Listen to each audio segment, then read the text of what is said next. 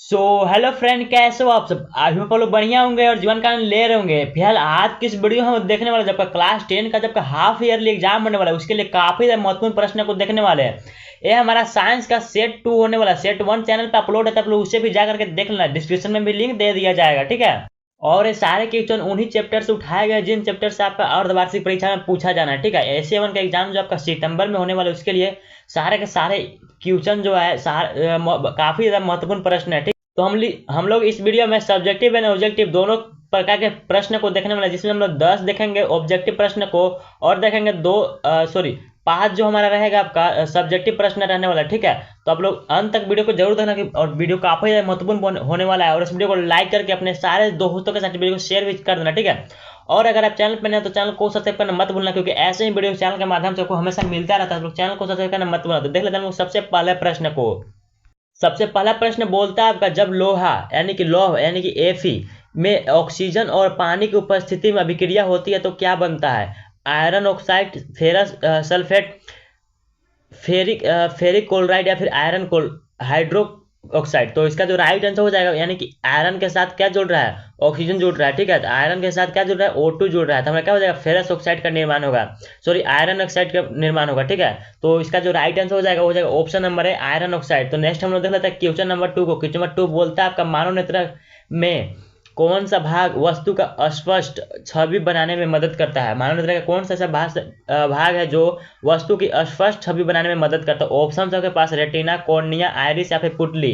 तो इसका जो राइट आंसर हो जाएगा सेकंड का हो जाएगा ऑप्शन नंबर ए, रेटिना इसका करेक्ट आंसर हो जाएगा। तो पिछली वीडियो में सेट 1 में इस चीज को बताया गया, ठीक है। नेक्स्ट हम लोग क्वेश्चन नंबर 3 को देख लेते हैं। क्वेश्चन नंबर 3 बोलता है आपका, मस्तिष्क का कौन सा भाग सांस लेने और हृदय की धड़कन को नियंत्रित करता है। यानी मस्तिष्क का कौन सा भाग है जो सांस लेने में मदद करता है और हृदय की धड़कन को कंट्रोल करता है, यानी कि नियंत्रित करता है। तो ऑप्शन के पास सेरिब्रम, मेडुला या फिर सेरिब्रलम या फिर पोन्स। तो इसका जो राइट आंसर हो जाएगा क्वेश्चन नंबर 3 का वो हो जाएगा ऑप्शन नंबर बी, यानी कि मेडुला इसका करेक्ट आंसर हो जाएगा। तो इस चीज को याद रखना, काफी ज्यादा महत्वपूर्ण प्रश्न है एग्जाम में, फाइनल एग्जाम और आपका अर्धवार्षिक एग्जाम के दृष्टिकोण से। नेक्स्ट हम लोग देख लेते हैं क्वेश्चन नंबर 4 को। क्वेश्चन नंबर 4 बोलता है आपका, किसी बिलियन का कितना पीएच मान 3 दिया गया है तो वह कैसा होगा।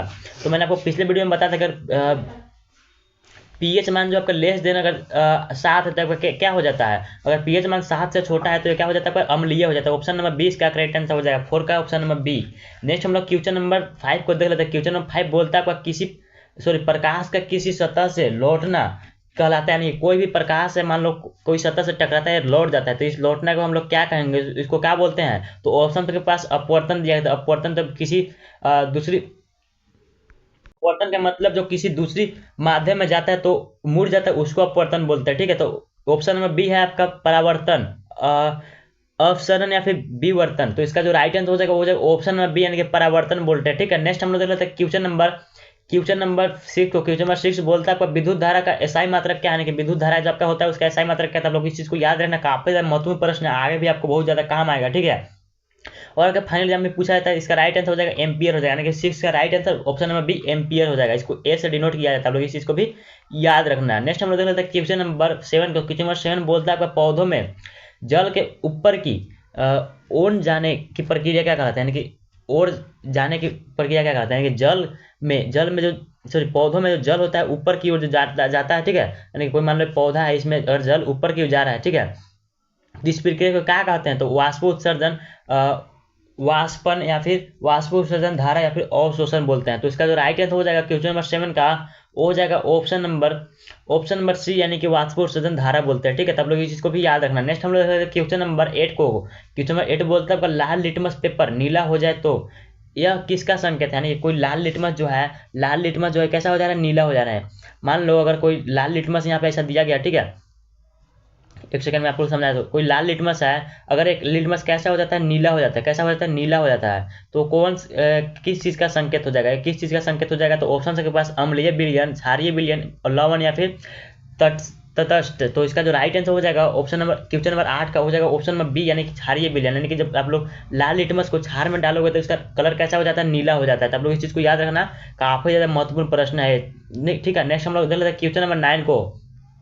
क्वेश्चन नंबर 9 बोलता है आपका अपवर्तन में प्रकाश की दिशा क्यों बदल जाती है, यानी कि अपवर्तन जो होता है प्रकाश का, उसमें प्रकाश की दिशा क्यों बदल जाता है। मान लो कोई प्रकाश आया, इसमें प्रकाश की दिशा क्या होता है, बदल जाता है, क्यों बदल जाता है ये पर पूछ रहा है, ठीक है। तो ऑप्शन के पास माध्यम बदलने की गति बदलने पर गति बदलती है, या फिर तरंग दैर्घ्य बदलती है, या फिर रंग बदलता है, फिर तीव्रता घटती है। तो इसका जो राइट आंसर हो जाएगा क्वेश्चन नंबर 9 का, वो हो जाएगा ऑप्शन नंबर, यानी कि माध्यम बदलने पर गति जो क्या क्या हो जाती है, बदल जाती है। हम लोग क्वेश्चन नंबर 10 को देख लेते हैं। क्वेश्चन नंबर 10 बोलता है आपका विद्युत बल का विद्युत बल का सूत्र क्या है, यानी कि विद्युत बल जो होता है आपका एफ, उसका सूत्र क्या है, यानी कि विद्युत बल जो आपका होता है उसका सूत्र क्या हो जाएगा। तो ऑप्शन के पास ए बराबर एम ए, ए बराबर क्यू ई, या फिर ए बराबर एम बी, या फिर ए बराबर आई आर। तो इसका जो राइट आंसर हो जाएगा वो हो जाएगा ऑप्शन नंबर बी, यानी कि ए बराबर जो है क्यू ई जो है इसका सूत्र होता है, ठीक है। तो ऑप्शन नंबर बी इसका करेक्ट आंसर हो जाएगा। इस चीज को भी आप लोग याद रखना, क्लास 11 आप लोगों को काम आएगा। नेक्स्ट हम लोग क्वेश्चन नंबर 11 को देख लेते हैं। क्वेश्चन नंबर 11 का सब्जेक्टिव क्वेश्चन यहाँ से शुरू होता है। तो एक छोटी सी रिक्वेस्ट है, अगर आप लोगों ने तक चैनल को सब्सक्राइब नहीं किया तो प्लीज वीडियो को लाइक करके चैनल को सब्सक्राइब करना मत भूलना, ठीक है, क्योंकि वीडियो काफी मेहनत से बनते हैं, आप लोग वीडियो देखते हैं लेकिन सब्सक्राइब नहीं करते हैं। और भी बाकी सब्जेक्ट का चैनल पे अपलोड हो रहा है, ठीक है, धीरे धीरे करके, तो आप लोग उसे भी देखते रहना, क्योंकि यहीं से आप लोग का सारा क्वेश्चन मैच होने वाला है। और आप चैनल को सब्सक्राइब करना मत भूलना, अपने दोस्तों के साथ भी इस वीडियो को शेयर कर देना। देख लेते हैं हम लोग क्वेश्चन नंबर 11 को, और आपका डिस्क्रिप्शन में व्हाट्सएप चैनल का लिंक दे दिएगा, उसे भी फॉलो करने के हम लोग सारा का सारा वीडियो जैक बोर्ड का वहीं पे देता है, लोग उसे फॉलो करना मत भूलना। तो क्वेश्चन नंबर 11 बोलता है आपका जंग लगने की 2 शर्त लिखिए, यानी कि जंग जो लगता है उसका 2 शर्त लिखना है। आपका 2 नंबर में पूछा जाता है, ठीक है, 2 मार्क्स का आपका पूछा जाता है एग्जाम में, कोई भी एग्जाम हो, फाइनल हो या फिर अर्धवार्षिक हो, ठीक है। तो अर्धवार्षिक में भी एक क्वेश्चन पूछा जा सकता है। इसका उत्तर हो जाएगा आपका हवा में ऑक्सीजन की मौजूदगी, यानी कि कोई जो मान लो आपके पास कोई लोहा है, ठीक है, रोड है, मान लो आपका घर में एक कोई रोड लगाया गया है, ठीक है, इसमें क्या होगा आपका, जब का ये ऑक्सीजन की मौजूदगी इसमें आएगा तो इसमें क्या होता है, जंग लग जाता है। आप लोगों ने देखा होगा तो इसमें क्या होता है, हवा की मौजूदगी रहने के कारण इसमें जंग लग जाता है। फिर नमी या पानी की मौजूदगी, यानी कि जब आप लोग ध्यान दोगे तब जब बारिश होता है तो ज़्यादा जंग लगता है इसमें, है ना। तो ये क्या हो जाता है, इसमें पानी यानी कि नमी मिल जाता है इसको, ठीक है। तो यही आपका जंग लेने की 2 शर्तें हो जाएगी। नेक्स्ट हम लोग क्वेश्चन नंबर 12 को देख लेते हैं। क्वेश्चन नंबर 12 बोलता है आपका स्नायु या फिर नर्व क्या कार्य को लिखना है, ठीक है। तो यहाँ पे दिया गया है आंसर, स्नायु मस्तिष्क और शरीर के अन्य भागों के बीच संदेश पहुंचाती है, यानी कि मस्तिष्क और शरीर जो आपका होता है, मान लो कोई मस्तिष्क है, ठीक है, उस शरीर के अन्य भागों तक क्या पहुंचाती है, संदेश को पहुंचाती है, ठीक है। यानी कि यह हमें महसूस करने और अंगों को हिलाने डुलाने में मदद करती है। मान लो अगर ब्रेन बोल रहा है हमारा कि आप पैर को हिलाओ, वरना आपको क्या हो जाएगा, मच्छर काट सकते हैं। मान लो कोई मच्छर काट रहा है आपके पैर पे, तो क्या हो जाएगा, आपका ब्रेन बोलेगा आपका पैर को कि आप पैर को हिलाओ वरना आपको मच्छर काट लेगा। तो ये आपका क्या, कौन इस चीज़ को काम करता है, स्नायु के द्वारा ही संदेश जो पहुंचती है पैर तक, ठीक है, ब्रेन से। नेक्स्ट हम लोग देख लेते हैं क्वेश्चन नंबर 13 को। क्वेश्चन नंबर 13 बोलता है आपका एक अम्लीय और एक क्षारीय विलयन का उदाहरण दीजिए और तथा उनका पीएच मान लिखिए। क्या लिखना है, उसका पीएच मान लिखना है। एक अम्लीय विलयन का उदाहरण देना है और एक क्षारीय विलयन का उदाहरण देना है, उसका पीएच मान भी लिखना है। तो हम लोग देख लेते हैं उत्तर को। अम्लीय विलयन आपका क्या हो जाएगा, HCl हो जाएगा। HCl काफी ज़्यादा सटीक क्या हो जाएगा, एग्जाम्पल हो जाएगा इसका, जिसको कि बोला जाता है हाइड्रोक्लोरिक अम्ल बोला जाता है। HCl हाइड्रोक्लोरिक अम्ल, जो कि आपका आमाशय में खाना को, भोजन को पचाने में मदद करता है।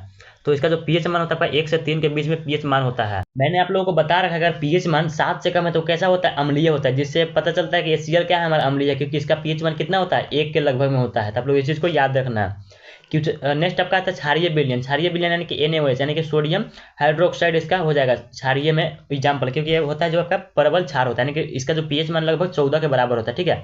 तब लोग सिर्फ 14 भी यहाँ पे लिख सकते हो, ठीक है, क्योंकि इसका 13 पॉइंट कुछ होता है। तो आपका क्षारीय विलयन का उदाहरण हो जाएगा। अगर पीएच मान कैसा है, 7 से जो है ज़्यादा है, 7 से ज़्यादा है, 14 के लगभग में, तो इसका क्या है, 7 से ज़्यादा है, तो इसके कारण क्या है, क्षारीय हो जाएगा। तो आप लोग इसे पहचान सकते हो इस तरीके से।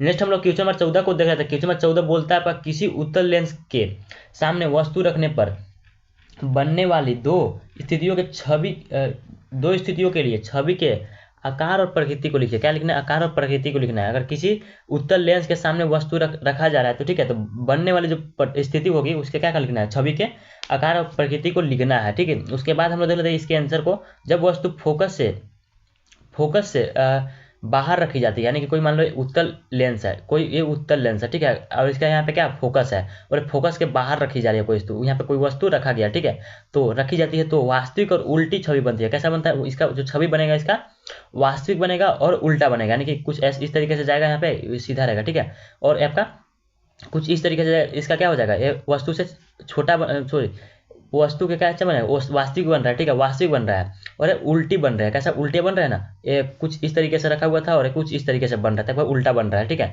तो ये आपका हो जाता है जब वस्तु को बाहर रखा जाता है, किससे, फोकस से। उसके बाद बोलते हैं यहाँ पे जब वस्तु फोकस और लेंस के बीच रखी जाती है तो आभासी सीधी और बड़ी छवि बनती है। तो मैं इसे भी बता दे रहा हूँ, क्या बोल रहे हैं यहाँ पे, लेंस के भीतर रखा जा रहा है, ठीक है, यानी कि ये लेंस है, इसके भीतर यहाँ पे कोई वस्तु को रखा जा रहा है, ठीक है, इसके भीतर यहाँ पे कोई वस्तु को रखा जा रहा है, तो आभासी और सीधा और बड़ी छवि बनती है। तब लोग यहाँ पे कैसा बनेगा, प्रतिबिंब आभासी बनेगा, सीधा बनेगा और बड़ी छवि बनेगा, ठीक है। तो नेक्स्ट हम लोग क्वेश्चन नंबर 15 को देख लेते हैं। क्वेश्चन नंबर 15 बोलता है आपका प्रकाश के परावर्तन के अपवर्तन का पर आधारित मानव नेत्र में दूर दृष्टिकोण की व्याख्या कीजिए। यानी कि प्रकाश के अपवर्तन पर आधारित, ठीक है, किस पे, अपवर्तन पर आधारित मानव नेत्र में दूर दृष्टि दोष की व्याख्या करना है, ठीक है। नेक्स्ट इसके आंसर को हम लोग देख लेते हैं। इसके आंसर बोलते हैं यहाँ पे, इस दोष में व्यक्ति पास की वस्तु साफ नहीं देख पाता। यानी कि अगर आपको मान लो दूर दृष्टि दोष आपका रोग आ जाता है आपके आंख में, तो क्या हो जाएगा, आपका साफ नहीं देख पाएगा। कहाँ के वस्तु, पास की वस्तु साफ नहीं दिखता है, किसमें, दूर दृष्टि दोष में नहीं देख पाता, लेकिन दूर की वस्तु साफ दिख जाता है। किसमें, दूर दृष्टि दोष में दूर की वस्तु साफ दिखता है, लेकिन पास की वस्तु साफ नहीं दिखता है। तब लोग इस चीज़ को याद रखना।